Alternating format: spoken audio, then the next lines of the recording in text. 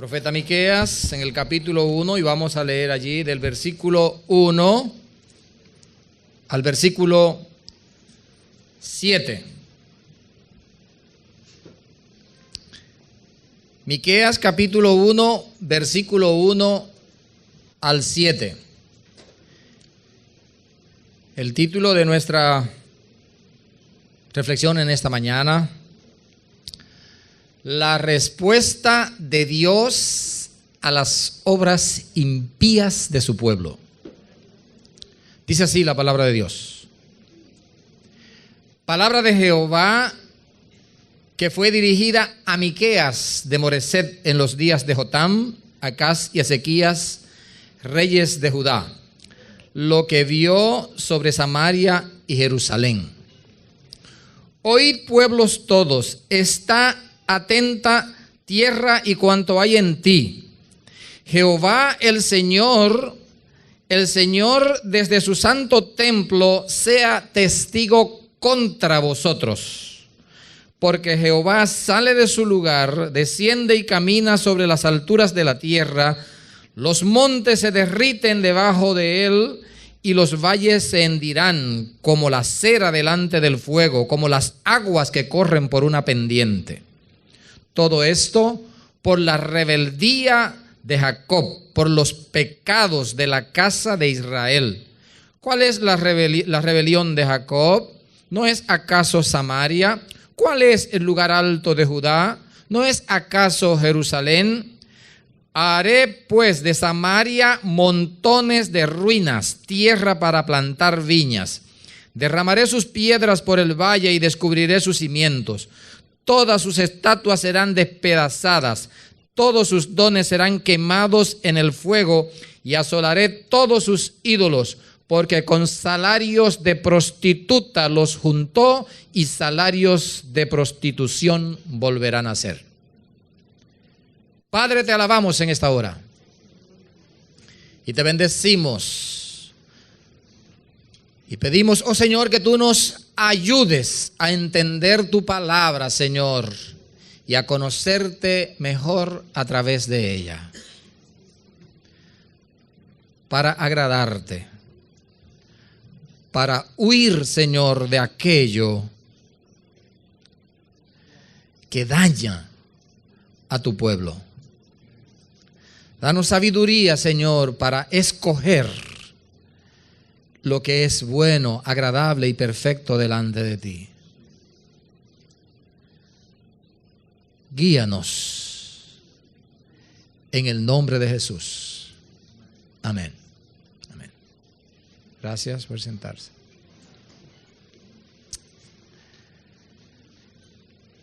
Creo que de parte de muchos de ustedes, la primera reacción es de desaprobación al título que yo anuncié. Porque no se supone que se contabilicen en el pueblo de Dios obras impías.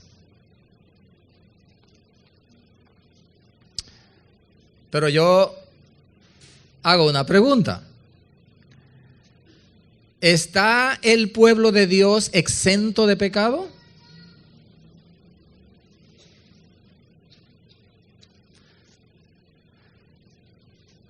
Hay una obra más impía que la que hizo David,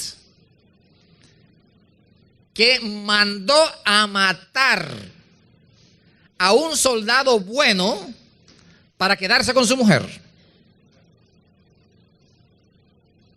¿Era del pueblo de Dios?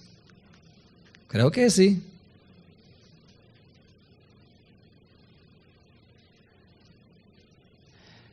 Pero no estamos para aprobar las obras impías en el pueblo de Dios. Más bien la pregunta que debemos hacernos, y es lo relevante: ¿cómo respondió Dios, por ejemplo, ante esa actuación de David? Y ese es el punto que nos interesa destacar en esta mañana. Pero no a la luz de la experiencia de David, obviamente, sino a la luz de la experiencia del pueblo de Israel en el siglo VIII, a la luz del mensaje que le manda el Señor por medio de su profeta Miqueas. El siglo X antes de Cristo fue la época de oro de Israel. Tenían estabilidad política, tenían abundancia económica y sobre todo tenían una buena relación con Dios. Hay uno de esos momentos memorables, hermosos de esos tiempos que es digno de recordar. En Segunda de Crónicas 7, versículo 1 y versículo 2, narra allí lo que ocurrió aquel día cuando se estaba inaugurando el templo de Israel en los tiempos de Salomón. Dice el texto: cuando Salomón acabó de orar, descendió fuego de los cielos y consumió el holocausto y los sacrificios. No es que encendieron la leña, es que bajó fuego del cielo. Y la gloria de Jehová llenó la casa. Y no podían entrar los sacerdotes en la casa de Jehová porque la gloria de Jehová, dice el texto, la había llenado. Entonces imagina que todo el mundo quiere entrar para adentro aquí y nada, y nadie puede entrar, pero el salón está vacío, pero nadie puede entrar porque el poder de Dios aquí adentro, la presencia de Dios, así fue ese espectáculo.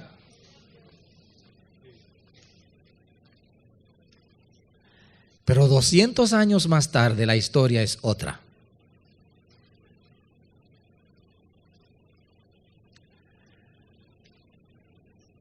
Miqueas 2, donde estábamos allí ahorita, versículo 8. Con lamento dice Jehová: el que ayer era mi pueblo se ha levantado como mi enemigo. Qué distintas esas dos escenas.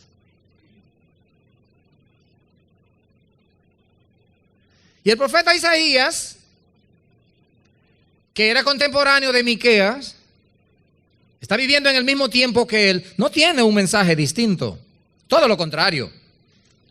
Isaías 1, versículo 15, por ejemplo, dice: cuando extendáis vuestras manos, yo esconderé de vosotros mis ojos. Asimismo, cuando multipliquéis la oración, yo no oiré. Llenas están de sangre vuestras manos. Y el versículo 21 dice, hablando de Jerusalén: ¿cómo te has convertido en ramera, tú, la ciudad fiel?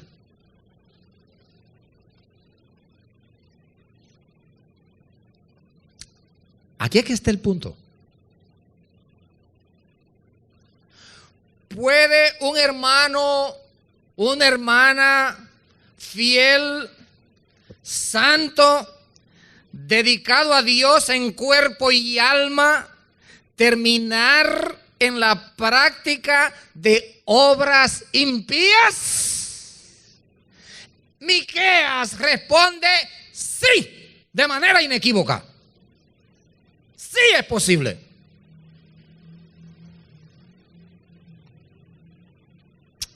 Y ese es el punto que a nosotros tiene que interesarnos. Pero más que eso, necesitamos tener claridad en cuanto a qué podemos esperar de parte de Dios cuando eso ocurre.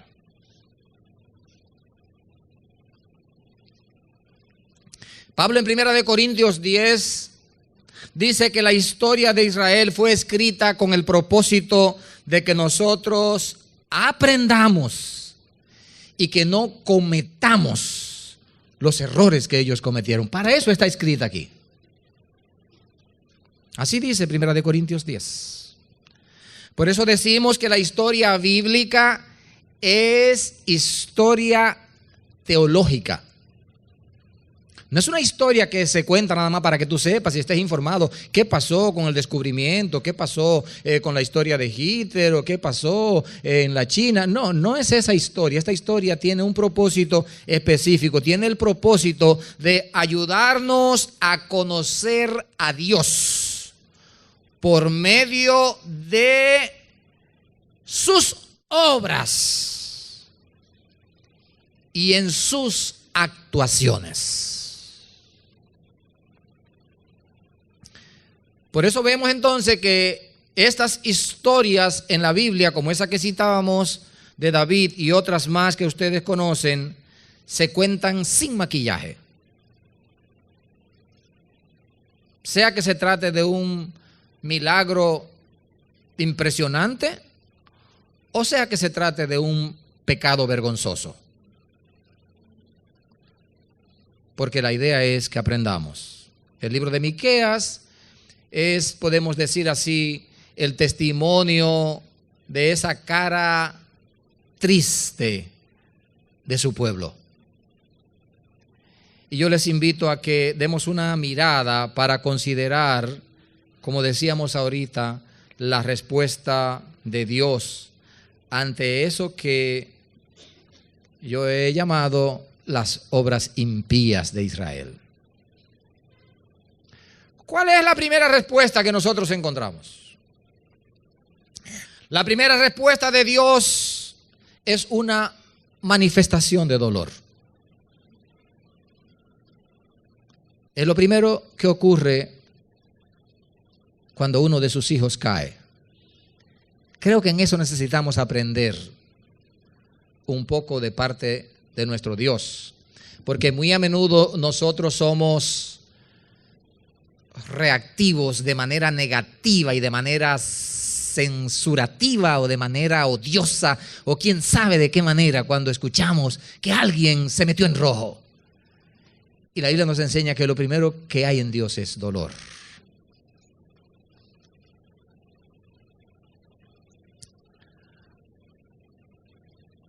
Porque somos parte de Él.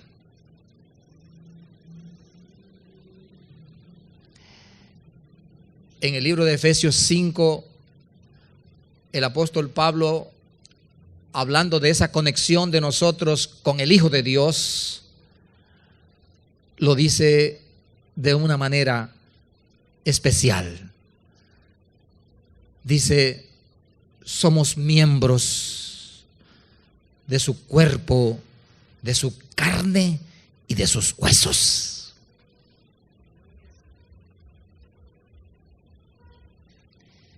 Y el dolor de Dios entonces es como cuando se te va un pedazo.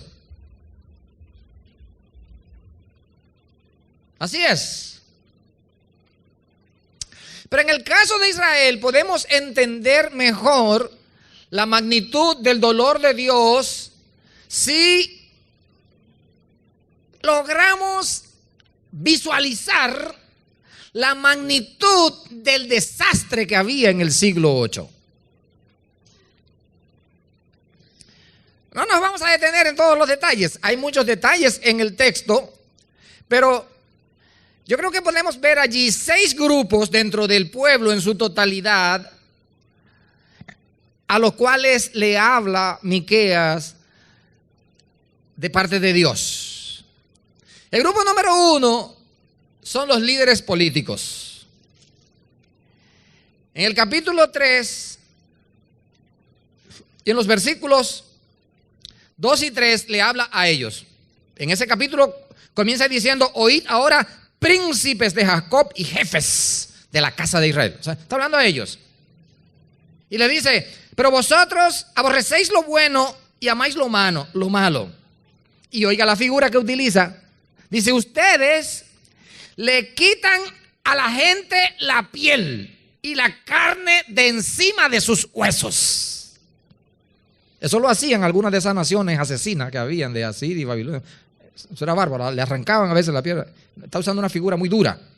Asimismo, coméis la carne de mi pueblo, arrancáis la piel de sobre ellos, les quebráis los huesos y los despedazáis, lo partís en pedazos como para el cardero, como si fuera carne en la olla. Creo que no hay que hablar más para que entendamos qué es lo que hay en la mente de Dios cuando usa esta figura. Segundo grupo, los jueces. Tercer grupo, los llama los poderosos. Pero es interesante, en el capítulo 7 y en el versículo 3, cómo Dios le habla al equipo completo, a los tres grupos estos, los líderes políticos, los líderes de la nación, los jueces y los poderosos, y cómo este equipo se combina. Para completar la maldad, dice el 7:3, con sus manos el príncipe demanda y el juez juzga por recompensa. El poderoso habla según el capricho de su alma y ellos lo confirman. Pero la versión que muchos de ustedes tienen de Dios habla hoy, como que lo dice más claro. Dice, son maestros en hacer lo malo. Los funcionarios exigen recompensas. Los jueces se dejan sobornar. Es eso del periódico de ayer. Los poderosos hacen lo que se le antoja y pervierten la ciudad. ¿Qué equipo?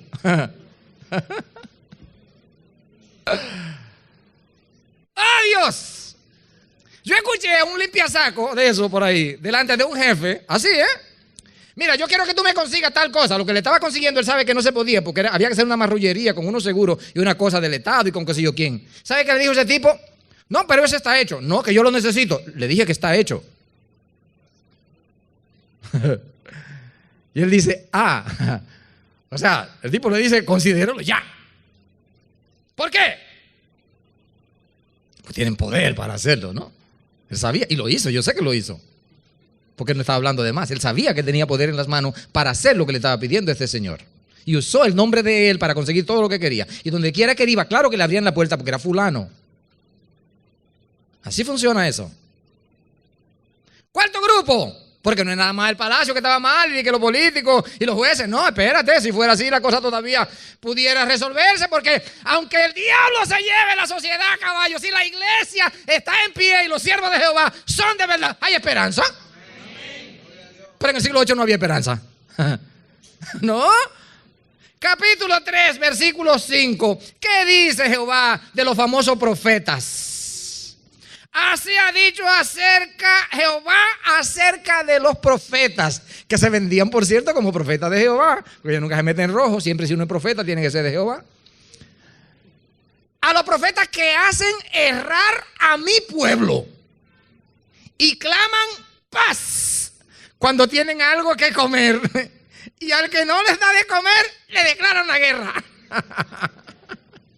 No me diste de comer. Jehová me ha dicho en esta noche aquí que tu negocio se irá a pique y que no podrás ver ni un centavo durante los siguientes 3 años de beneficio, porque tú te has rebelado contra Jehová. Eso fue que no le consiguió lo que él quería. Y le saca un mensaje de Jehová. Ese era el modelito.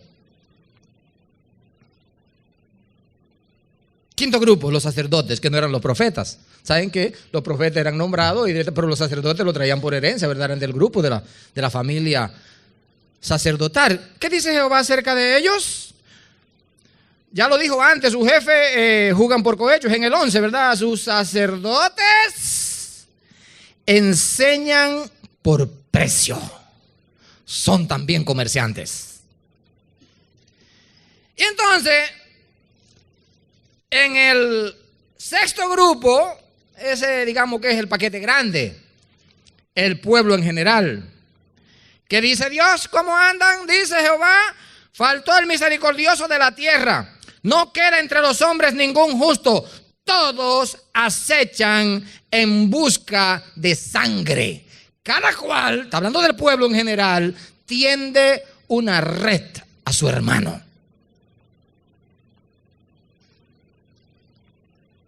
Muy triste, ¿no? Ustedes ven allí, y ahí es donde está ese pasaje donde dice que no crea en amigos, no confíe en los príncipes, en la que está a tu lado, en la que duerme a tu lado, cuídate. Algunos han dicho, interpretando eso de que espiritualmente, de que la que duerme a tu lado, de que la carne, que eso es la carne. No, eso era la desgracia que había allá, que estaba la cosa tan mala que ni siquiera con la mujer que tú dormías, ni siquiera Dios te cuide, que hasta esa te puede meter el cuchillo. Se acabó todo. O sea, era un verdadero desastre moral y espiritual que había en la nación. Pero lo peor de todo esto es que los guías espirituales proclamaban a diestra y a siniestra que este seguía siendo el pueblo santo de Dios y que su Dios estaba con ellos. Acuérdense que en la teología judía, el que tenía buenos recursos estaba bien con Dios. Si tú estabas bien parado y te estaba llegando dinero, eso era Jehová que te estaba bendiciendo. A mí que no me vean con cuánto decir que yo ni que estoy mal con Jehová y que me enderece. Espérate, este negocio está muy bien parado. ¿Y de dónde tú crees que viene eso? De arriba. El que está mal eres tú, que está por ahí en Prángana. Miren la bicicletica que anda ahí. Así era. Pero entonces, cuando usted lee todo esto, porque ese es el punto. En ese 3:11 que nosotros leíamos ahorita, no soy yo que lo estoy diciendo, lo dice el mismo profeta de Jehová. Dice aquí, dice después de todo eso, ¿verdad?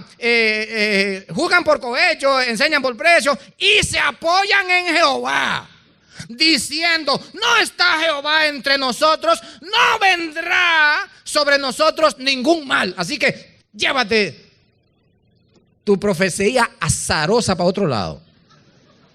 No, aquí no. ¿Se acuerdan con Amós? Que dijimos una vez, dijeron, esta es la capital del reino aquí, y esta es la morada de Jehová, así que vete a tu tierra y habla de esa cosa. Y estaban muy bien ubicados. Porque, oye, cuando hay alguien que está mal y reconoce que está mal, ese se puede arreglar fácil.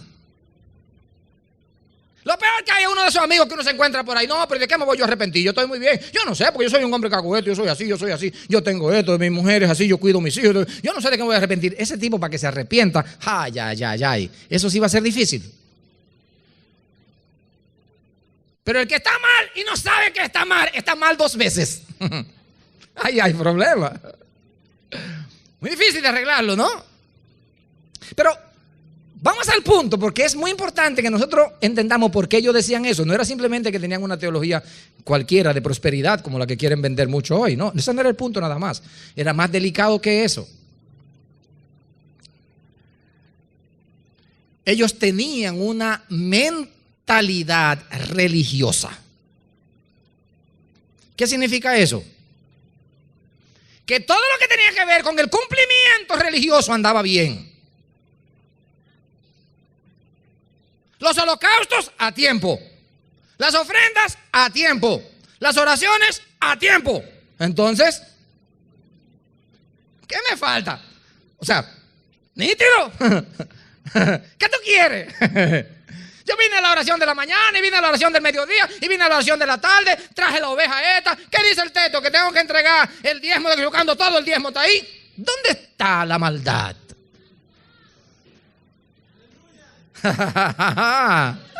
Porque el que se casa con la religión está preso.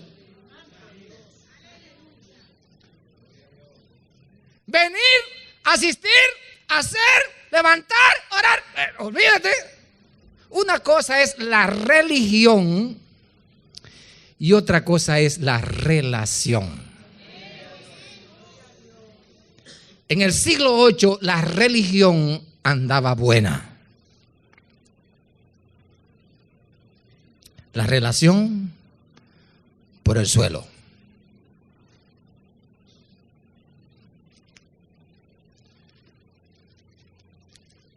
De todo lo que yo diga hoy, no hay nada más importante que esto, hermanos. Porque es que eso llama la atención. No es que nosotros digamos o que yo esté diciendo. El Señor dice en Isaías, ya dijimos que son contemporáneos, los dos están en el mismo tiempo. Habla más claro, no me traigáis más vana ofrenda. El incienso, ese que ustedes traen ahí para que arde en el altar, me es abominación. La luna nueva y los días esos que ustedes cumplen y los ayunos que ustedes hacen, el convocar asamblea, los cultos esos que ustedes hacen, dice él, no los puedo sufrir. Son iniquidad vuestras fiestas solemnes. ¿Cómo que el Señor dijo, cierra la iglesia? Porque ya de culto, de adoraciones y de alabanza, ya estoy harto. No los quiero.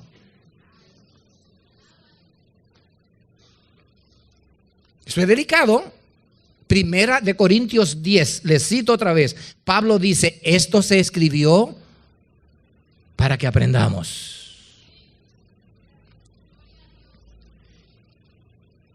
Porque ¿cuál era el problema? Que el culto estaba por todo lo alto y la bendición estaba que no se podía soportar. Oye, pero qué gloria se sintió ahí, pero qué cantos más agradables, pero qué cosa más preciosa. Tú escuchaste ese canto, escuchaste el sermón que se dio y todo eso. Eso fue un tiempo maravilloso. Dice él, sí, pero cuando sale de ahí allá a la calle, te vas a hacer negocio sucio, a arrancarle por la cabeza, a darle por la cabeza, a hacer todas las barbaridades en tu negocio, en tu casa y donde quiera por allá. Y al otro día tú vas a volver otra vez a darte otro baño de adoración y alabanza. Qué gracioso.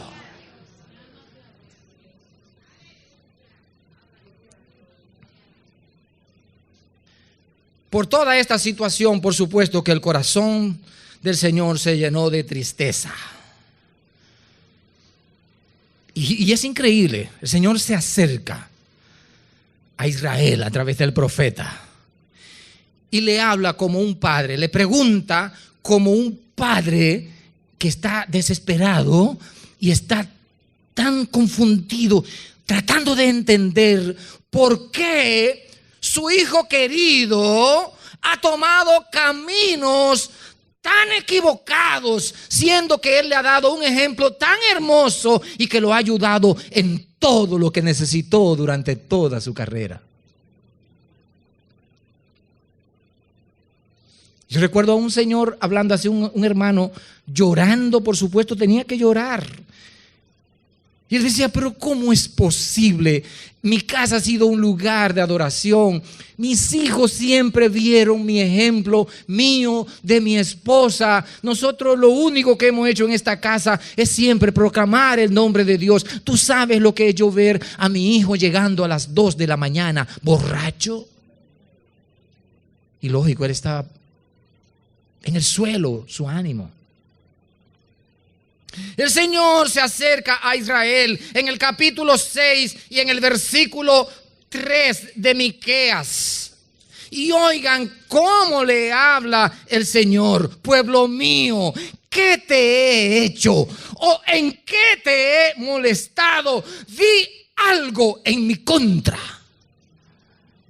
Y después repasa con él. Yo te hice subir de Egipto, te ayudé en esto, pasé por allí. Cuando tú viste te defendí. Las victorias que ganaste, tú las ganaste conmigo.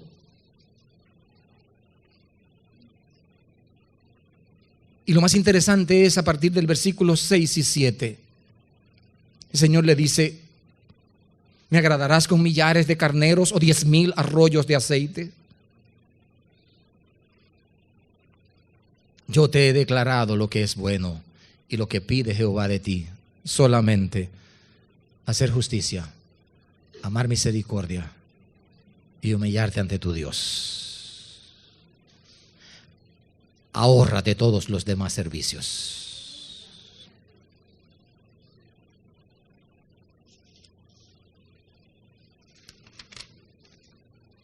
La segunda respuesta no es solo tristeza, porque ahí está el punto. No es solamente un corazón triste, porque el Dios sensible y tierno es también Dios de justicia. Y por tanto, como bien lo proclama el mismo profeta Miqueas, no puede dar por inocente al culpable. Así que lo siguiente es un anuncio de castigo. El Señor está aquí aplicando de nuevo el mismo modelo que ya ustedes conocen que usó con David y que hablábamos al principio. Y no creo que tenga otro modelo para hoy. Y eso es lo importante. Tal vez no haya un profeta Miqueas que venga a hablar. No creo. Ya está aquí. No hace falta. El profeta ya habló. El púlpito pudiera callarse y no pudiera haber un solo sermón más. Aquí está ya todo el sermón. Ya se sabe cómo piensa Dios y qué va a hacer. No hay sorpresa. No debe haber. El mensaje de Miqueas se presenta bajo el formato de un juicio en un tribunal. Así aparece cuando usted ve al principio. Léalo detenidamente y usted se va a dar cuenta de los elementos que tiene allí. Es un tribunal. Pero en este tribunal hay una particularidad muy especial. Y es que Dios es el juez y también es el testigo de la parte acusadora. Ahí hay problema. Porque todo lo que el testigo diga, el juez lo da por sentado. Complicado, ¿no? Porque es uno solo.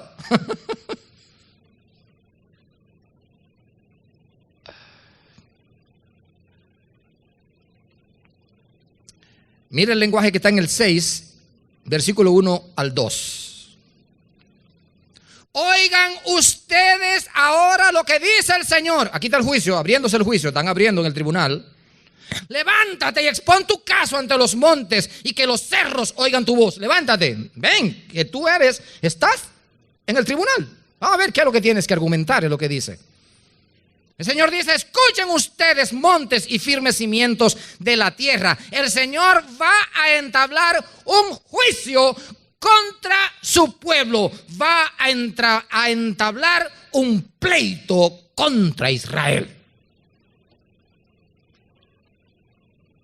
¿Qué dice este testigo? Bueno, su testimonio recoge todas las barbaridades que ya nosotros citamos antes. Pero enfaticemos alguna de ellas que la leímos ahorita. Versículo 6 del capítulo 1 dice que como castigo la ciudad de Samaria, la capital del reino del norte, será convertida la ciudad en montones de ruina. O sea, como cuando viene un terremoto, ¿verdad? Se acabó. En Jerusalén, el reino del sur, también pasará lo mismo, pero agrega algo. Y dice que el templo ese de adoración a Jehová y de tanta gloria, dice él, se convertirá en un bosque abandonado. Señores, eso ocurrió en el siglo VII, cuando entraron los imperios de Babilonia. Esto no es chuchería. Y Samaria ya sabemos que también no desbarató la ciudad, pero la gente la regó como pollo en el mundo, se lo llevó a Siria y lo regó por todo el mundo. No es el tema para hablar de eso ahora aquí, pero se sabe claro que eso ocurrió porque no hubo respuesta positiva. Pero el versículo 8, anunciando lo que dice aquí el testigo, dice que habrá lamento. El versículo 9 del capítulo 1 dice que la herida será profunda. El versículo 1 y 16 dice, irán a cautiverio. Lo que acabo de decir ahora mismo. Dios lo anuncia, lo dice a través del profeta. Ustedes vuelven para el cautiverio otra vez. Volverán a ser esclavos. Porque ustedes la gloria que han recibido y el poderío económico que le ha llegado, lo que ha hecho que los ha alejado de Dios. Vamos a ver si en medio de la miseria se acercan un poco. Así es. Hay un libro que se llama La noche del pueblo de Dios. Creo que es el título. O el pueblo de Dios en la noche, que habla sobre este tema con el destierro a Babilonia.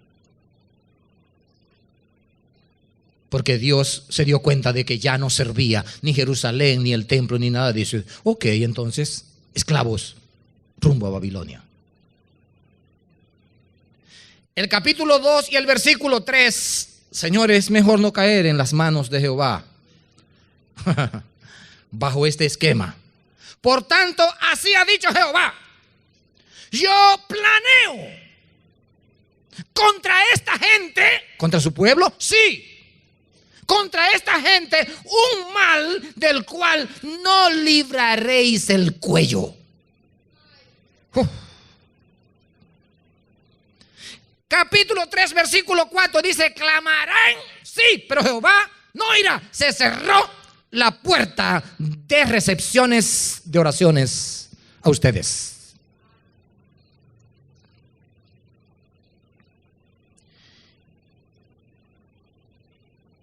¿Por qué están ustedes así? ¿Sabe por qué están así? Le dice capítulo 6, versículo 16. Y ahí viene entonces el punto. Ustedes han guardado los mandamientos de Omri. ¿Y quién era Omri? Ahí menciona, porque menciona a Acab. Omri era el padre de Acab, el suegro de Jezabel. Qué equipo, ¿no? Aquí están los equipos.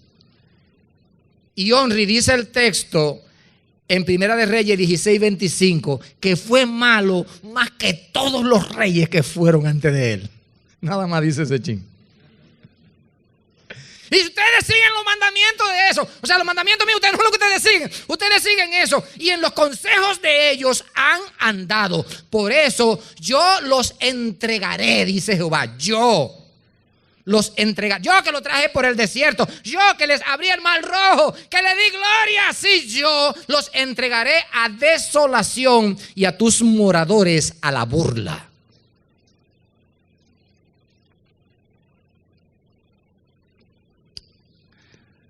Pero hay un llamado muy importante que le hizo Jehová a Israel en medio de su discurso sobre el castigo. Y que se lo hace hoy a mucha gente que está cogiendo a chiste el anuncio del castigo de Dios que viene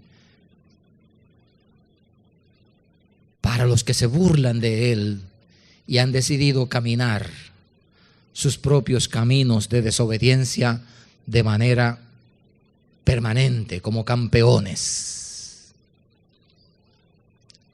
Yo tengo amigos así, que cada vez que tú le dices de esto, no, mi mamá, yo me agarro de la falda de ella porque ella me lleva, no, pero tú eres amigo mío, entonces ya hacen un relajo de eso. ¿Estás jugando con fuego?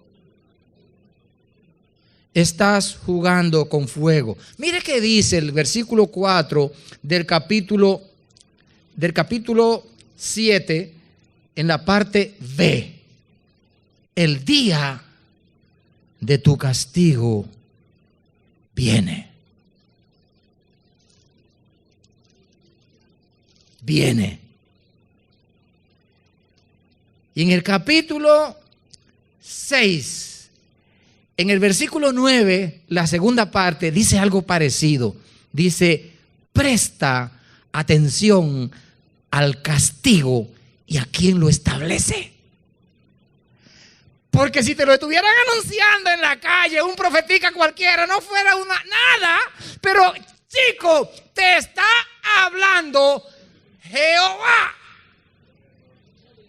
Oye lo que te estoy diciendo, que esto no es un juego. Yo creo que ellos no le hicieron caso a eso y por eso vino la destrucción del reino del norte y también del reino del sur, porque ellos se lo tomaron a chiste. Y 100 años después de esto están protestando con Jeremías diciéndole: lo que Dios te está mandando a decir a ti, que va a destruir a Jerusalén, eso no es verdad, porque está ahí la casa de Dios. Así le decían: tú lo que eres es un inventor de cuentos. Y vino el ciclón y se los llevó. Pero para buena suerte, ¡ay, santo!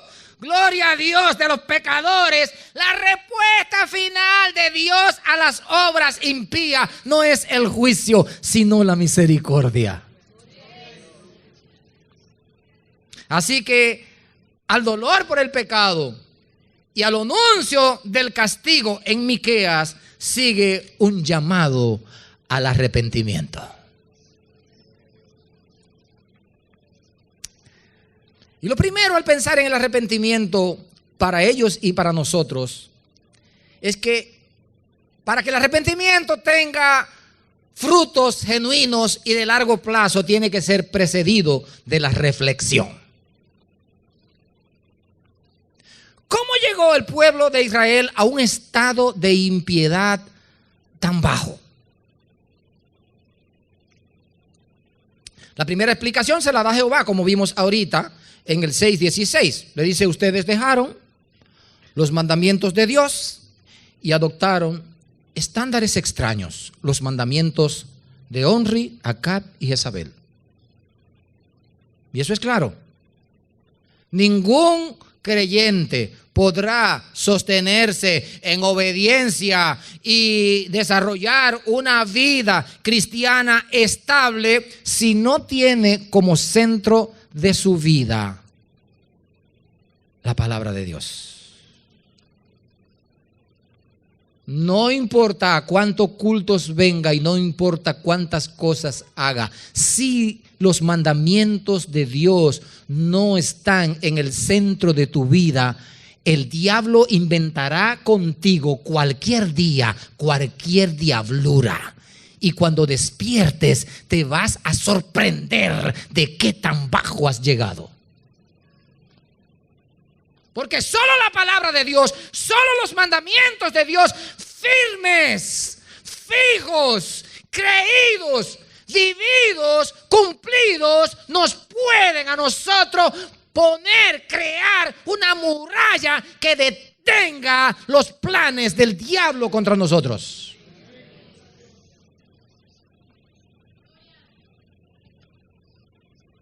La caída de Israel no fue de golpe.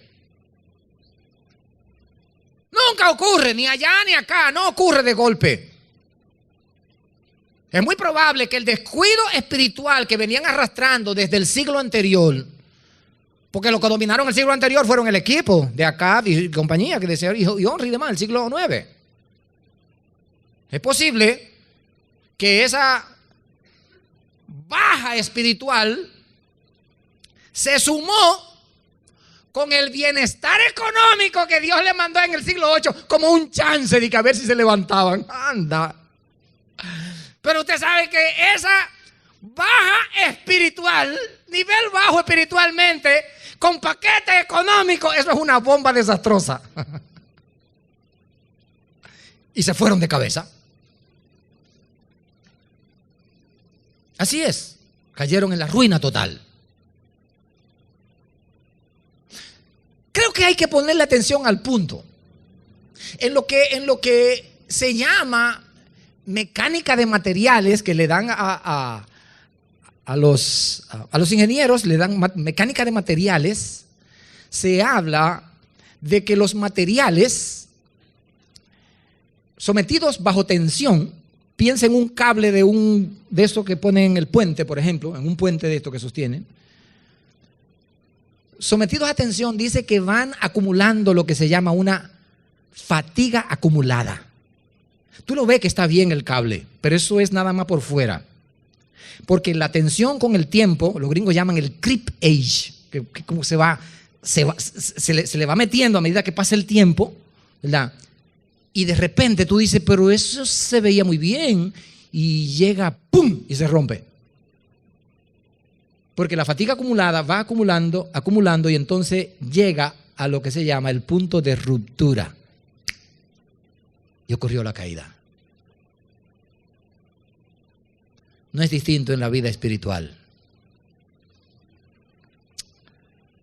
No lo es. El diablo es muy paciente. Sí. Y trabaja lentamente. Siempre intentará irte quitando cosas y reduciendo lentamente. No hay problema, no hay que acelerarse, le dirá a los demonios. Trabajemos con calma. Y poco a poco esa gotera de descuido espiritual va haciendo un hoyo cada vez más profundo.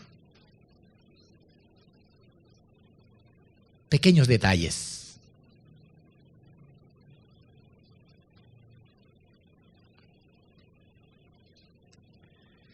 Que Dios nos libre.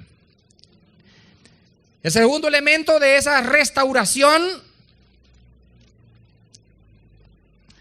clave para ello, es desarrollar una visión de largo plazo, ubicándose en el proyecto grande de Dios. Eso es lo que vemos en Malaquías 4, en Miqueas 4. Mire qué le dice el Señor. 4, ahí comienza, a partir del capítulo 4 comienza el mensaje para la restauración. Acontecerá en los postreros tiempos que el monte de la casa de Jehová será colocado a la cabeza de los montes y más que los collados, y acudirán a él los pueblos. Versículo 3. Él jugará entre muchos pueblos y corregirá a naciones poderosas y lejanas. Eso está hablando ya del pueblo de Dios restaurado. Ellos convertirán sus espadas en asadones y sus lanzas en hoces. Ninguna nación alzará la espada contra nación, ni se preparará más para la guerra. El eslogan de las Naciones Unidas, que está escrito allá en la pared, de verdad, de las Naciones Unidas. Y en el versículo 4, se sentará cada uno debajo de su vid y debajo de su higuera, y no habrá quien les infunda temor. La boca de Jehová de los ejércitos ha hablado. ¿Qué es lo que está haciendo el Señor allí? Lo que está diciendo aquí es para el milenio. Eso es el milenio. Lo que está describiendo allí es el escenario del milenio, el futuro que viene allá, el tiempo de armonía, de paz, de abundancia, con Dios mismo dirigiendo los asuntos de esta tierra. ¿Qué es lo que le está diciendo el Señor entonces cuando mete esta cuña aquí de ese proyecto allá a la distancia? El Señor le está diciendo a Israel y nos dice a nosotros hoy: hijos míos, no se enreden en las patas de los caballos, no se entretengan con proyectitos pasajeros al estilo de Jezabel y Acab. Piensen en grande, porque aunque ustedes estén ahora comiendo tierra en el suelo, tienen un futuro grande por delante que les espera con Jehová. Eso es. Mira lejos. Un tercer elemento que está aquí para que esa restauración se consolide es que tienes que tener una convicción clara sobre la misericordia de Dios. Por eso hay que estudiar la palabra y hay que leer, y todos estos cursos y todas estas cosas que se dan, eso no son escuelitas nada más, y que para que la gente venga y que apuntes en un curso y que el nivel 1, espérate, tú tienes que solidificarte en lo que esto dice para que cuando te llegue el tiempo de crisis tú sepas cuál es la verdad que tú tienes que creer. Entonces tú no te vas a levantar si caes, si no tienes una convicción verdaderamente clara de qué significa la misericordia de Dios. No lo vas. Y te va a comenzar a retrujarte por ahí. El diablo se encargará de decir que tú no sirves ya, que la vergüenza que tú has pasado, que ya tu testimonio está en el suelo y todo eso. Y te va a hundir, porque si tú no estás claro aquí, no podrás responderle.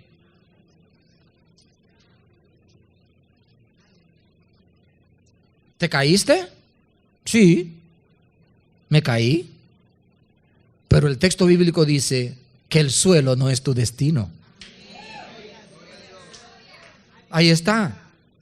Dios quiere que entendamos esto. Y el profeta escribe las palabras, interesante esto, que Dios espera que su pueblo haga suyas. El profeta está hablando aquí como si él fuera el pueblo ahora ya restaurado. El pueblo está hablando. Ya asumió, ya el pueblo está claro aquí ahora de cómo es la cosa. Y entonces el profeta habla a nombre del pueblo en el capítulo 7, en el versículo 8 y 9. Tú, enemiga mía, no te alegres de mí, porque aunque caí, me levantaré. Aunque more en tinieblas, Jehová será mi luz. La ira de Jehová soportaré, porque yo sé que me fui en rojo, porque pequé contra él, hasta que juzgue mi causa y me haga justicia. Él me sacará a luz y yo veré su justicia. Aleluya. Y el Señor respalda esa convicción de victoria con un anuncio de restauración en el versículo 11 del mismo capítulo. Y le dice el Señor: sí, viene el día en que se edificarán tus muros. Gloria a Dios.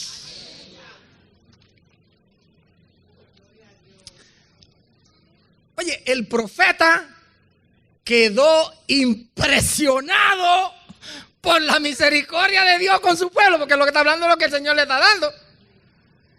Y entonces